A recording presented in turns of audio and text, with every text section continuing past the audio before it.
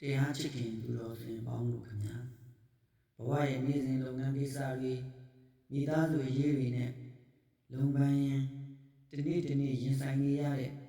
ရုန်းကန်လှရှားမှုတွေကြားမှာစိတ်ပင်ပန်းနွမ်းနယ်လွန်းလို့နားကိုယ်ရာပျောက်ဆုံးနေသူလိုခံစားဖို့ပါလားငါဘာဖြစ်လို့ဒီလောက်တောင်ရုန်းကန်နေရတာလဲငါရဲ့တွင်းစိတ်တွေဘာကြောင့်ဒီလောက်တောင်ပူလောင်နေရတာလဲလို့မိမိကိုမိမိမေးခွန်းထုတ်ရင်းတောကဗျာပါဒတွေခံစားနေရပြီဆိုရင်သင်ဟာသင်ရဲ့ခန္ဓာကိုယ်ကိုပဲအလေးထားပြီးသင်ရဲ့စိတ်ဝိညာဉ်အိမ်လေးကိုတန့်စင်ဖို့မေးလျော်နေပြီလို့ပဲဖြစ်ပါတယ်ဒီနေ့မှာတော့မြတ်စွာဘုရားရှင်ဉာဏ်ညွှန်တော်မူခဲ့တဲ့ကျွန်တော်တို့ရဲ့ပူလောင်နေတဲ့စိတ်နှလုံးကို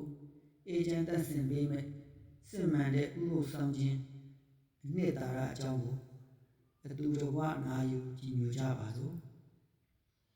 ဒီနေ့ကျွန်တော်တို့အတူတကွဆွေးနွေးနာယူကြမဲ့ဓမ္မလမ်းညွှန်ကတော့စိတ်အိမ်ကိုစေးကြောခြင်းနဲ့ဥပုသ်ဆောင်ခြင်းစစ်မှန်တော့အနှစ်သာရဖြစ်ပါတယ်လူအများစုထင်မှတ်ထားကြတဲ့ပြင်ပန်းတရံဥပုသ်ဆောင်ခြင်းတဲ့မိမိရဲ့နေ့စဉ်ဘဝမှာစိတ်ဖြစ်စည်းမှုတွေတောကတွေကိုလက်ပြကြဘယ်လိုလျှော့ချပြီးအတွင်းစိတ်အေးချမ်းမှုကိုရှာဖွေရမယ်ဆိုတာကိုမျှဝေပေးသွားမှာဖြစ်ပါတယ်ကျွန်တော်လူသားတွေဟာနေ့စဉ်ဘဝမှာအပြင်ထွက်လို့ဖြစ်စီအလုပ်လုပ်လို့ဖြစ်စီခန္ဓာကိုယ်မှာဘုံမုံတွေအညစ်အကြေးတွေပြည်ကျန်ညစ်ပတ်လာပြီဆိုရင်ရေချိုးတန့်စင်ဖို့ချက်ချင်းသတိရကြပါတယ်ခန္ဓာကိုယ်မှာညစ်ပေတာကိုတော့မခံနိုင်ကြလို့ရေချိုးတန်ရှင်းလောက်ကဂရုစိုက်တတ်ကြပြီမဲ့နေ့စဉ်ဘဝရဲ့တောကတွေပူလောင်မှုတွေလောကရန်တွေကြောင့်စိတ်ညစ်နွမ်းနေတဲ့မိမိတို့ရဲ့စိတ်ဝိညာဉ်ကိုကြတော့တန့်စင်ဖို့မေ့လျော့နေတတ်ကြပါတယ်ခန္ဓာကိုယ်ကိုနေ့စဉ်ရေချိုးတန့်စင်ပေးဖို့လိုအပ်တယ်လို့ပါပဲကျွန်တော်တို့ရဲ့အတွင်းစိတ်ဝိညာဉ်ကိုလည်းနေ့စဉ်နဲ့အမျှစေကြောတန့်စင်ပေးဖို့မဖြစ်မနေလိုအပ်တာဖြစ်ပါတယ်စိတ်ကိုမတန့်စင်ပဲပြစ်ထားမယ်ဆိုရင်အဲ့ဒီစိတ်ဟာတနေ့ထက်တနေ့ဘုံပူလောင်လာပြီးဘဝရဲ့စစ်မှန်တဲ့ပျော်ရွှင်မှုတွေရောက်ဆုံးသွားရတတ်ပါတယ်နေ့စဉ်အလုပ်တွေဘယ်လောက်ပဲရှုပ်နေပါစေခန္ဓာကိုယ်ကိုတန်ရှင်းရေးလုပ်တယ်လို့မျိုးပဲမိမိရဲ့စိတ်အခြေအနေကိုလည်းတနေ့တည်းမှာအနည်းဆုံးတစ်ချိန်ခန့်ပြန်လည်စမ်းစစ်ပြီးဉာဏ်နှံမှုတွေကိုဖယ်ရှားဖို့သတိပြုရပါမယ်လောကမှာလူများစုကဥပုသ်ဆောင်နေဆိုတာကိုနေတဲ့ညသာမစားဘဲနေတာသို့မဟုတ်အဝိဖြူဝိပြီးကြောင်းကံဖျားသွားတာတော့ပဲရိုးရိုးရှင်းရှင်းမြင်တတ်ကြပါတယ်ဒါဟာအပြင်ပန်းတရံတက်ညသာရှိပါသေးတယ်ဥပုသ်ဆိုတဲ့ပါဠိစကားလုံး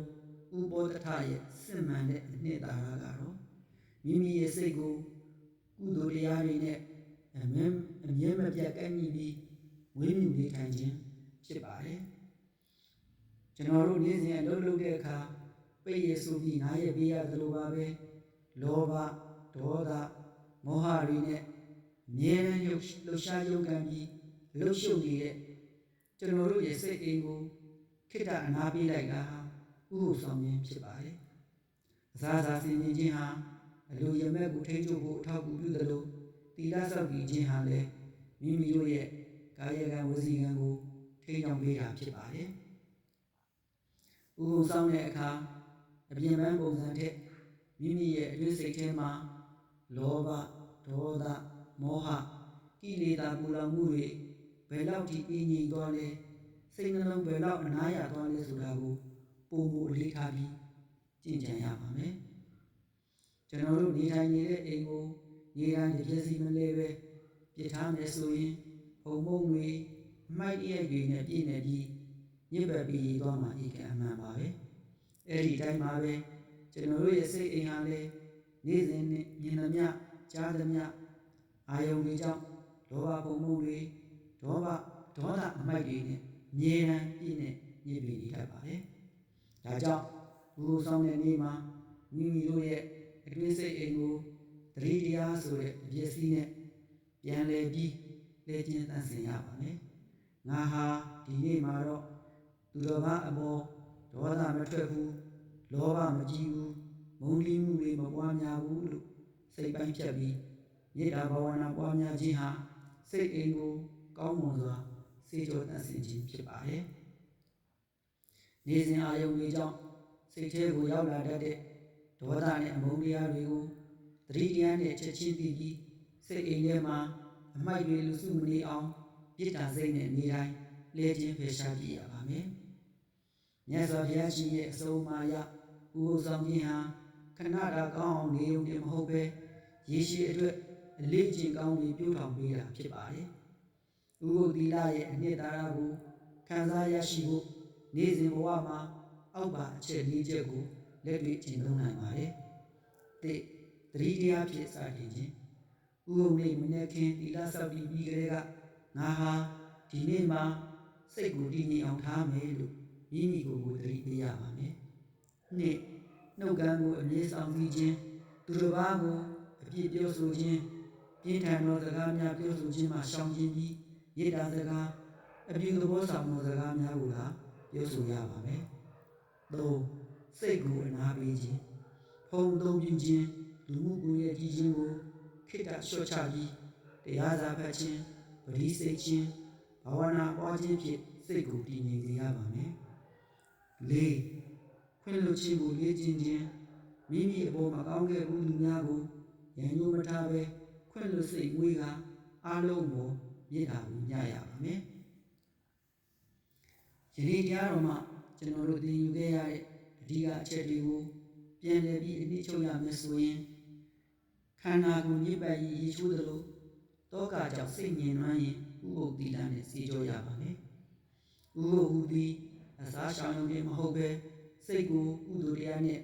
ကန့်ညီနာပေးခြင်းဖြစ်ပါတယ်။စိတ်အိမ်ကိုသတိတရားတစ်ပြည့်စည်နဲ့နေ့စဉ်လဲခြင်းမှသာလောဘဒေါသအမိုက်တွေကင်းစင်မှာဖြစ်ပါတယ်။ဥပုသ်နေ့ရဲ့ဆောင်စည်းမှုဒီခံမှုတွေဟာဥပုသ်ရဲ့ပြီးဆုံးသွားပေမဲ့နေ့စဉ်လုပ်ငန်းခွင်အထိအေးချမ်းမှုကိုဆောင်ကျဉ်ပေးနိုင်ရပါမယ်။ဓမ္မမိတ်ဆွေသူတို့စင်ပေါင်းတို့ညာစစ်မှန်တဲ့ဥပုသ်ရဲ့အလားတရားဆိုတာမိမိတို့ရဲ့အသွေးစိတ်နှလုံးသားပြောင်းလဲခြင်းကနေပဲစတင်တာဖြစ်ပါတယ်။ဥပုသ်ဆောင်နေရင်လည်းမှစိတ်တို့လွယ်နေအောင်ပဲသူတစ်ပါးကိုအပြစ်တင်နေအောင်ပဲဆိုရင်ဥပုသ်ရဲ့စစ်မှန်တဲ့ငြိမ်းချမ်းမှုကိုခံစားရမှာမဟုတ်ပါဘူး။ယနေ့မျှဝေခဲ့တဲ့ဥပုသ်ဆောင်ခြင်းအလူတော်ဒေသနာတော်ဟာဓမ္မမိတ်ဆွေတို့ရဲ့ရင်ထဲမှာတရားအတိတွေတိုးပွားစေပြီးနေ့စဉ်ဘဝတောကတွေကိုပြေပြောက်စေနိုင်ပါစေကြောင်းဆုမွန်ကောင်းတောင်းအပ်ပါသည်ဒီဗီဒီယိုလေးကနေစိတ်ခွန်အားနဲ့ငြိမ်းချမ်းမှုတွေရရှိစေရဆိုရင်နောင်ထပ်မံတင်ဆက်မဲ့တရားဗီဒီယိုကောင်းတွေကိုအမြဲတမ်းရှုစားနိုင်ဖို့ကျွန်တော်တို့ရဲ့ channel ကို like နဲ့ subscribe လုပ်ထားပေးဖို့လေးစားစွာဖိတ်ခေါ်အပ်ပါတယ်အားလုံးပဲဘေးရန်ကင်းပါလို့စိတ်အေးချမ်းသာရှိကြပါစေခင်ဗျာသာ